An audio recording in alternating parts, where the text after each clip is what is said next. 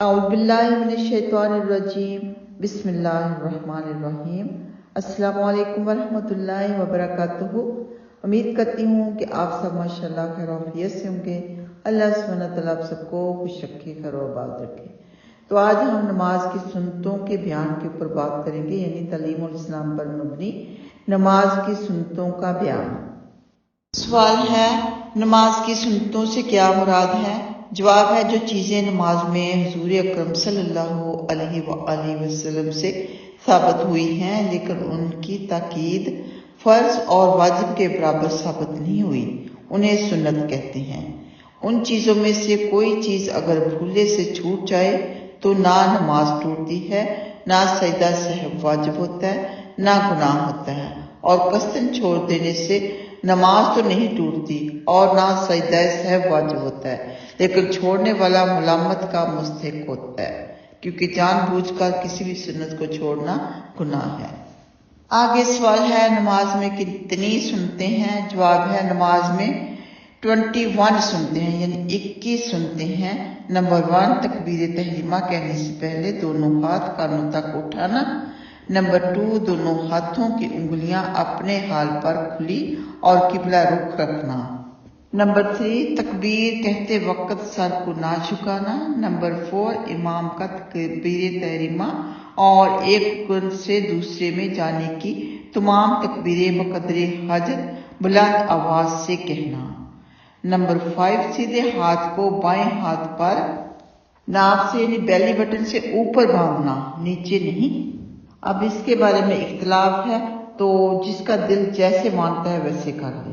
Number 6، ثنا پڑھنا۔ Number 7، تعوذ یعنی اعوذ باللہ من الشیطان الرجیم پڑھنا۔ نمبر 8، بسم اللہ الرحمن الرحیم پڑھنا۔ نمبر 9، فرض نماز کی تیسری اور چوتھی رکعت میں صرف سورہ فاتحہ پڑھنا۔ نمبر 10، آمین کہنا۔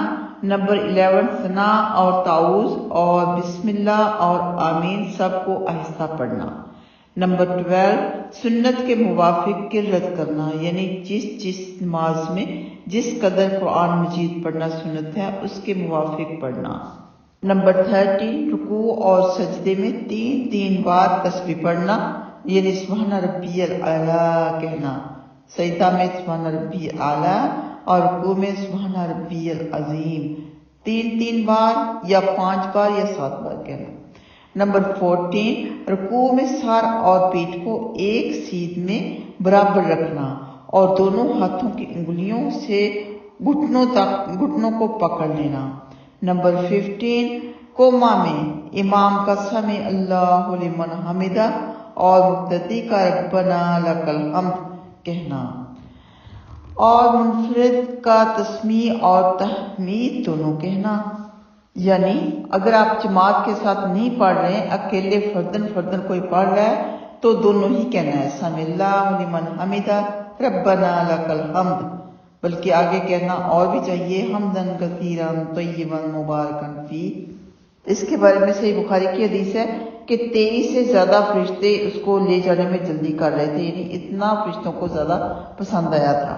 آگے نمبر 16، سجدے میں جاتے وقت پہلے دونوں گھٹنے، پھر دونوں ہاتھ، پھر پیشانی رکھنا۔ نمبر 17، جلسہ اور قعدہ میں بایاں پاؤں یعنی لیفٹ فٹ بچھا کر اس پر بیٹھنا اور سیدھے پاؤں کو اس طرح کھڑا رکھنا کہ اس کی انگلیوں کے سرے قبلے کی طرف رہیں، خانہ کعبہ کی طرف ان کے انگلیوں کی سرے رہیں، یعنی پاؤں کو کھڑا رکھنا ہے، انگلیوں کو موڑ لینا ہے کہ ان کا رخ قبلہ کی طرف ہو جائے، اور دونوں ہاتھ رانوں پر رکھنا۔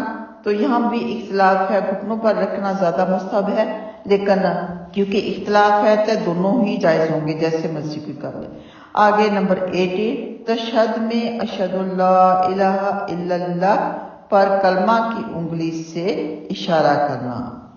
اس میں بھی اختلاف تو ہے، لیکن زیادہ راجح اور اتھینٹک حدیث یہی ہے کہ التحیۃ کہتے وقت آپ نے انگلی کو اٹھانا شروع کرنا ہے، تو پھر جیسے جیسے دعا آتی جائے سلام پھیرنے سے پہلے تک ویسے ویسے آپ انگلی کو اٹھاتے جائیں، کنٹینیو ہلاتے نہیں رہنا۔ بہت سے لوگ ایسے ہیں کہ کنٹینیو ہلاتے رہتے ہیں، تو حدیث کے مطابق یہی ہے کہ جیسے جیسے دعائیں یعنی التحیات تو کہا تو انگلی اٹھا لی، پھر اس کے بعد اور دعا آئی تو انگلی اٹھا لی، اور دعا آئی تو انگلی اٹھا لی۔ اس لیے ترجمے کے ساتھ سیکھنا بے حد ضروری ہے تاکہ آپ کو پتہ رہے آپ کیا پڑھ رہے ہیں، کیا دعا کر رہے ہیں۔ آگے نمبر 19، قاعدہ اخیرہ میں تشہد کے بعد درود پڑھنا۔ نمبر 20، درود کے بعد دعا پڑھنا۔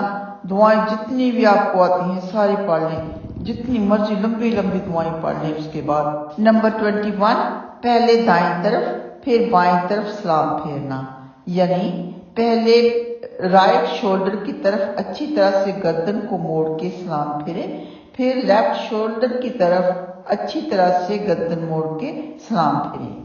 آگے انشاءاللہ تعالی نماز کے مستحبات کا بیان ہوگا، یعنی نماز میں مستحب، پسندیدہ، مسنون کیا کیا اعمال ہیں۔